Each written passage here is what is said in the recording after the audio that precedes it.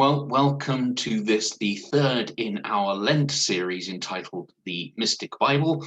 And it's a Mystic Bible in terms of the specific Bible, which is a 500-year-old one that we're taking a look at the artwork from, and also the aspect of Christianity that is mystical or includes mysticism, the sort of supernatural aspects to our faith.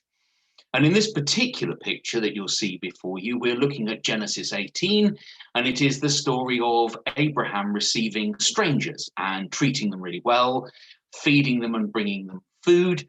And of course, it turns out that these strangers, in most interpretations referred to as men, these three men receive the hospitality and then deliver this profound piece of insight that Sarah and Abraham, despite their great age, are going to have a child or will have a child. Now, of course, the underlying understanding that is that they are not three men, they are not three strangers. We are to understand that God speaks through those people, therefore, on one level or another, they are angelic.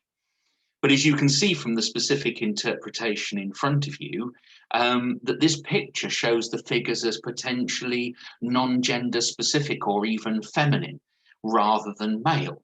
And this raises all sorts of interesting, challenging questions for us. Is the inner spirituality in this picture of a feminine nature, but they're described as male figures?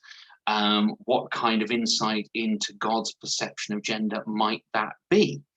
Also, the artist who has created this has used some very classical imagery so that we can understand who those creatures, those characters really are.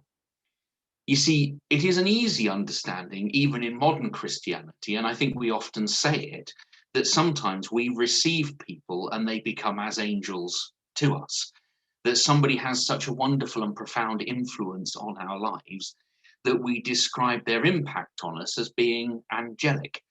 That somebody might come and save us, might come and sort out an aspect of our lives and intervene in a circumstance where perhaps we are surprised to receive help or to hear the word of God or whatever it is.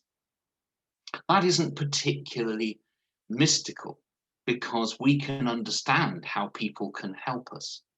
The idea that those people might be there by some incredible God incidence, that they might be statistically highly unlikely to have been there, but they turn up, takes us a little bit more towards the mystical understanding.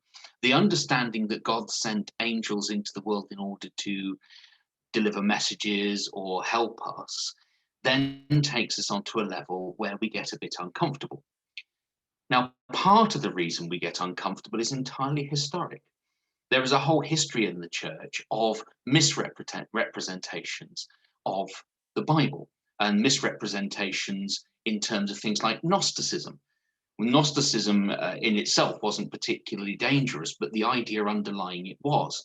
And that was that there was some secret knowledge and that you had to kind of be in the club in order to receive the information. Now, what this story tells us in terms of the three angels or strangers coming to see Abraham is that actually, of course, the message of God is available to everyone and anyone and should be shared through hospitality, love, and care. It isn't a secret message. There is not some hidden nature to the angels. They are very public and visible people in the story. So because we became a little scared of hidden knowledge, because that's not how the church runs, so it was that begins a tradition that says that anything that's a bit unreasonable and a bit weird might also be a bit Gnostic. So let's dismiss with that at this point. This is not to do with Gnosticism. This is to do with an all-inclusive and open message of God that says, when we experience the stranger, we experience God. So that's the simple message for this, our third video. When you experience the stranger, you are experiencing the presence of the angels. And the mystical element of the Bible is that those angels may come in any form. Their gender doesn't matter, their origin doesn't matter, their race, their culture, their background doesn't matter.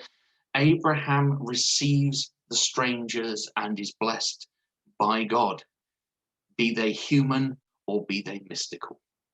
Thanks for listening, and I hope you'll join us again tomorrow.